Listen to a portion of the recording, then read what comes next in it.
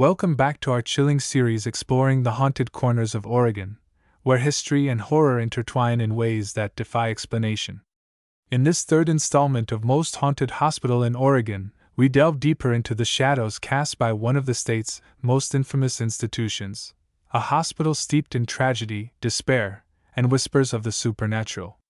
From ghostly apparitions roaming abandoned wards to disembodied voices calling out in the dead of night, this place holds a dark legacy that refuses to fade quietly into oblivion.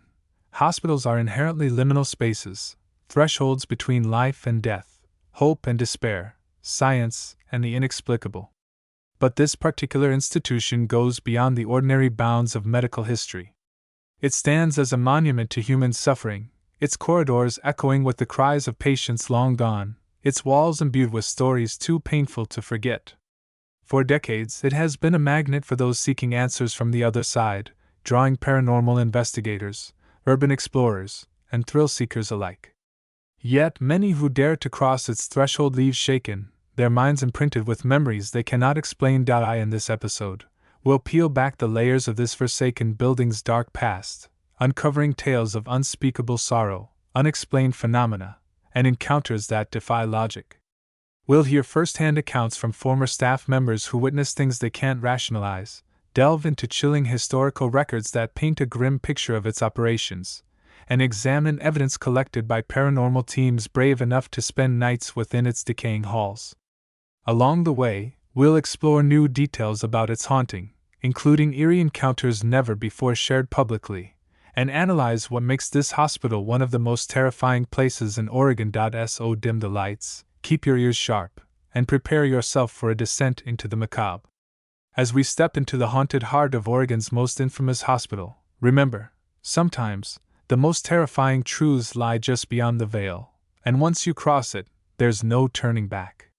Ward 5B, the nursery of nightmares. Among the countless chilling stories tied to Oregon's most haunted hospital, few evoke as much dread as those centered around Ward 5B, an area originally designated as a maternity ward but later repurposed for pediatric care during the facility's final years of operation.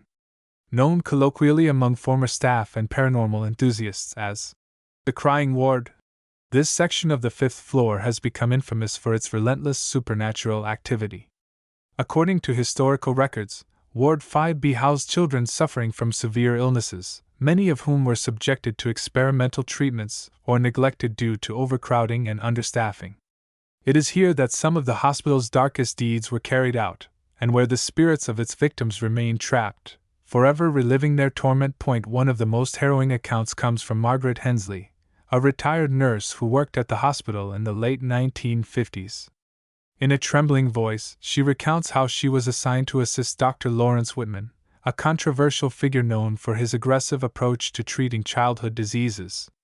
On her first night shift in Ward 5B, Margaret noticed something odd about room 517, a small, windowless space used to isolate unruly or contagious patients. As she passed by, she heard faint crying emanating from behind the door. Assuming it was one of the children, she entered cautiously, only to find the room empty. The crying continued, growing louder and more desperate, until it seemed to surround her. Panicked, Margaret fled the ward, refusing to return despite threats of disciplinary action. Margaret's experience is far from unique. Decades later, paranormal investigators armed with EVP, electronic voice phenomenon, recorders captured chilling audio evidence within the same room. Among the static-filled recordings are distinct phrases like, "Help me, they're coming," and "I'm scared," delivered in tones of sheer desperation. One investigator described feeling an overwhelming sense of claustrophobia while standing near the crib, as though invisible hands were pressing down on him. Another team member reported seeing shadowy figures darting across the corners of her vision, always just out of reach. The spectral presence in Ward 5B isn't limited to auditory phenomena or fleeting glimpses. Visitors have described encountering full-bodied apparitions, their translucent forms clad in tattered hospital gowns. One of the most frequently cited entities is believed to be a young boy named Tommy Harper, a patient admitted in the 1960s after being diagnosed with leukemia. Witnesses claim to see him wandering the corridor outside room 517, clutching a stuffed bear and staring blankly into space. Occasionally, he approaches passers-by, extending a trembling hand before vanishing without explanation. Those who have interacted with him report feeling an icy chill and smelling the faint scent of antiseptic, as though he carries remnants of his final days with him. Perhaps the most unsettling feature of Ward 5B is the recurring sound of footsteps pacing endlessly along its tiled floors. Staff members working night shifts prior to the hospital's closure swore they could hear tiny footsteps stomping up and down the hallway, accompanied by muffled sobs and occasional giggles. Attempts to locate the source invariably failed, as the noise seemed to originate from multiple directions simultaneously. Modern-day explorers recount similar experiences, noting that the footsteps grow louder and more frantic the closer one ventures to room 517. Some theorize that these phantom steps belong to nurses tasked with monitoring the ward, doomed to patrol its halls for eternity. Adding to the ward's sinister reputation are the numerous reports of objects moving independently. During one investigation, a flashlight inexplicably rolled off a table and landed directly at the feet of a startled participant. Another group discovered a wheelchair positioned against a closed door moments after leaving it parked several feet away. These incidents, coupled with sudden drops in temperature and inexplicable EMF spikes, suggest that Ward 5B harbors intelligent entities capable of interacting with the physical world. Despite, or perhaps because of, its ominous reputation, Ward 5B remains a focal point for paranormal activity within the hospital. Its oppressive atmosphere draws thrill-seekers and skeptics alike, all eager to test their courage against the unknown. For those brave enough to venture inside, the promise of encountering one of its tormented spirits offers both fascination and terror. Yet, as each new visitor crosses its threshold, they must ask themselves, are they prepared to confront the horrors that lie within, or will they become another chapter in the ward's macabre legacy, the surgeon's legacy? Dr. Evelyn Hargrove and the phantom scalp. A few names evoke as much dread in the annals of Oregon's most haunted hospital as Dr. Evelyn Hargrove. A brilliant yet deeply troubled physician, Hargrove rose to prominence in the 1930s as a pioneer of experimental surgical techniques. Her groundbreaking work initially garnered praise, but her insatiable ambition and disregard for ethical boundaries soon cast a shadow over her achievements. By the time her reign of terror ended, she had left behind a legacy of pain, betrayal, and spectral vengeance that continues to haunt the hospital's operating theaters to this day. Dr. Hargrove's career began with promise. Appointed head surgeon at the age of 32, she quickly gained a reputation for her innovative approaches to treating complex conditions. However, her methods grew increasingly radical, pushing the limits of accepted medical practice. Colleagues whispered about unauthorized procedures performed under the guise of routine surgeries, including organ removals without patient consent and invasive brain operations intended to cure mental illnesses. Rumors swirled that Hargrove kept meticulous journals detailing her experiments, though these documents mysteriously vanished after her death, fueling speculation about the true extent of her transgressions. One of the most chilling aspects of Hargrove's story is her alleged obsession with perfection. Former nurses recall her scrutinizing patients' charts late into the night, muttering cryptic phrases like "fix it" and "make them whole again." Those who questioned her motives or challenged her authority often found themselves reassigned to less desirable positions, or worse, disappeared altogether. One particularly disturbing account involves a young orderly who stumbled upon a locked cabinet in Hargrove's office. Peering through the keyhole, he claimed to see rows of glass jars containing preserved organs, each labeled with a patient's name. He never spoke of it again, resigning abruptly shortly thereafter. Hargrove's downfall came in 1948, when a fire swept through the surgical wing, killing several staff members and patients. While the official report blamed faulty wiring, survivors whispered of seeing Hargrove fleeing the scene moments before the blaze erupted. Some even suggested she deliberately set the fire to cover up evidence of her crimes. Whatever the truth, Hargrove vanished without a trace, leaving behind only unanswered questions and a trail of destruction. Months later, her body was discovered in a remote section of the hospital basement, slumped against a rusted gurney. Cause of death was ruled a self-inflicted stab wound to the abdomen, though the scalpel clutched in her hand bore no fingerprints. Since then, sightings of Dr. Hargrove's ghost have become a staple of the hospital's haunted lore.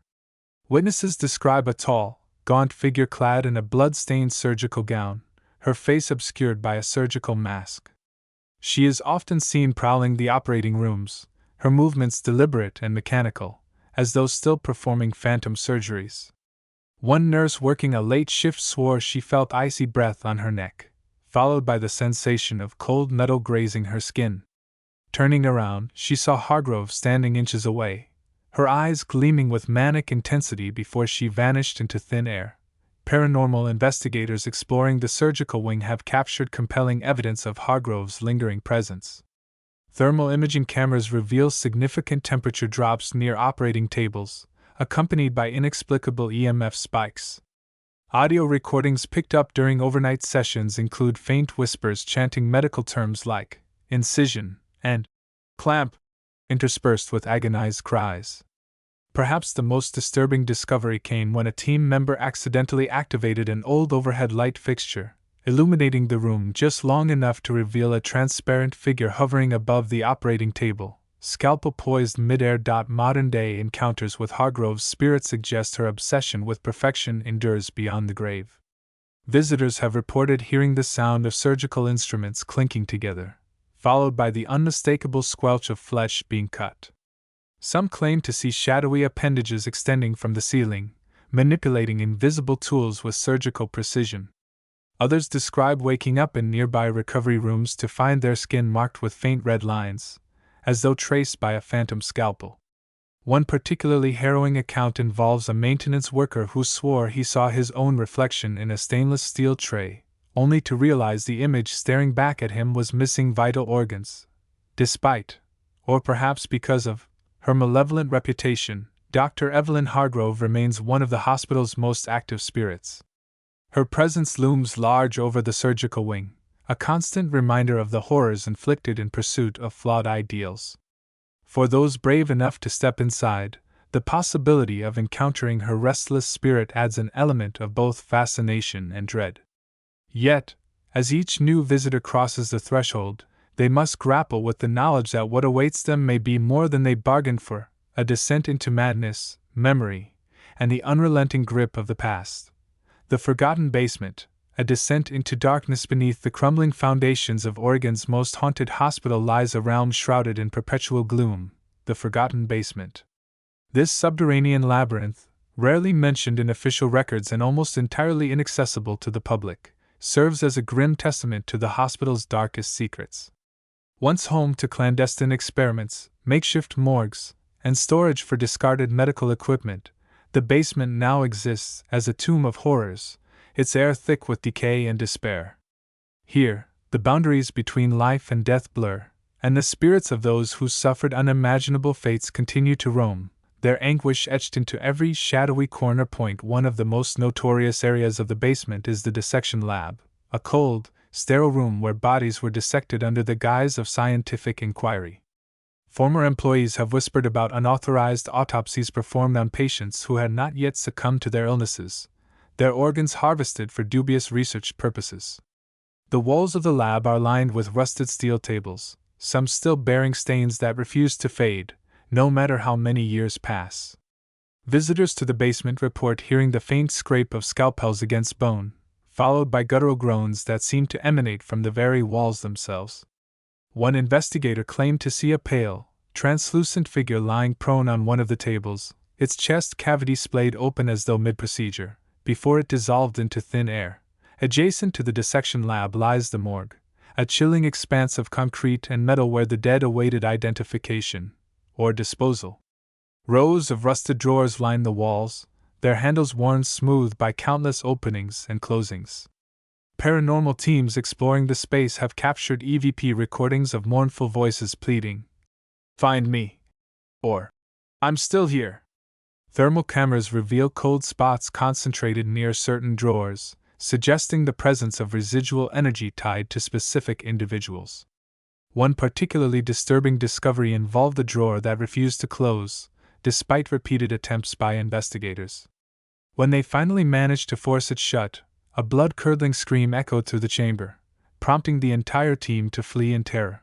Further into the depths of the basement sits the boiler room, a cavernous space dominated by towering machinery now silent and covered in grime.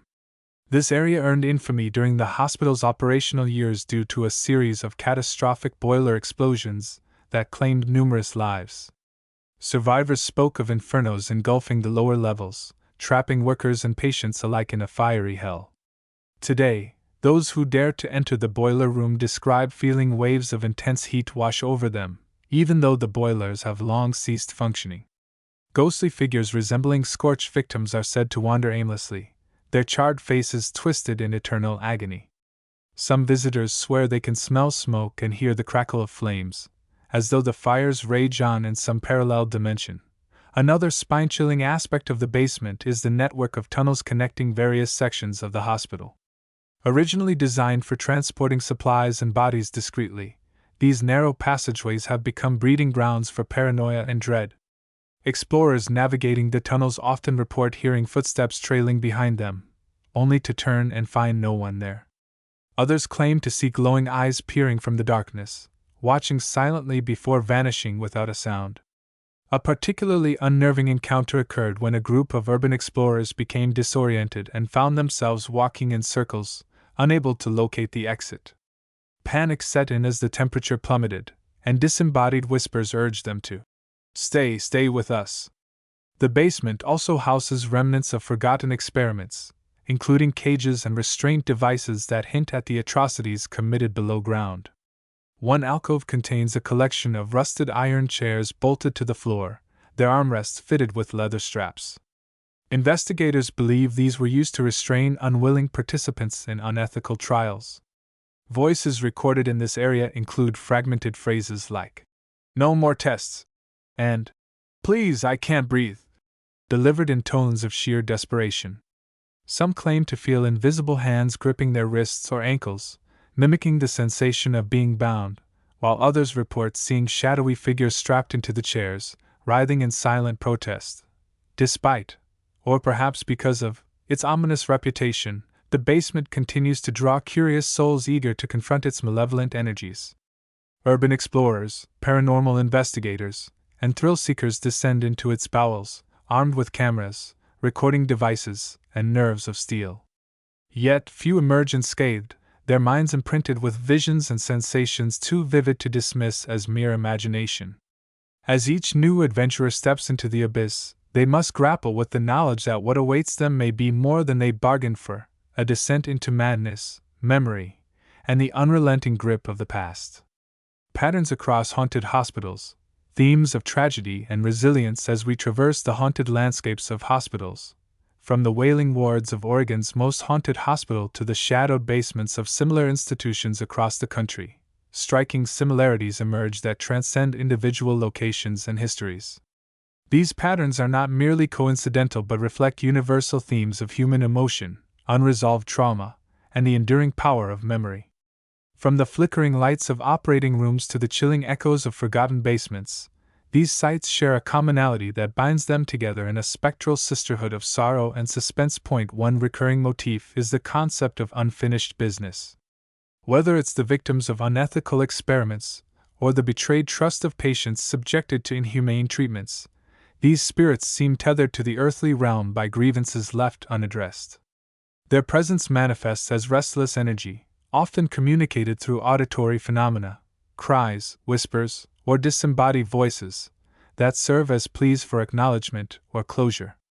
This theme resonates across cultures and belief systems, reflecting humanity's innate need to resolve conflict and seek peace, even in death. Another shared characteristic is the role of architecture in amplifying paranormal activity. Historic hospitals, with their labyrinthine corridors, thick walls, and hidden alcoves, create environments conducive to isolating individuals and heightening fear. These structural elements act as metaphors for the psychological barriers erected by those who suffered within their confines, trapping emotions such as anger, despair, and regret.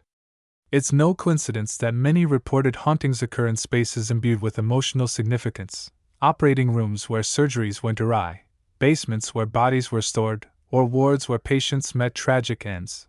Lighting and sensory manipulation also feature prominently in these narratives.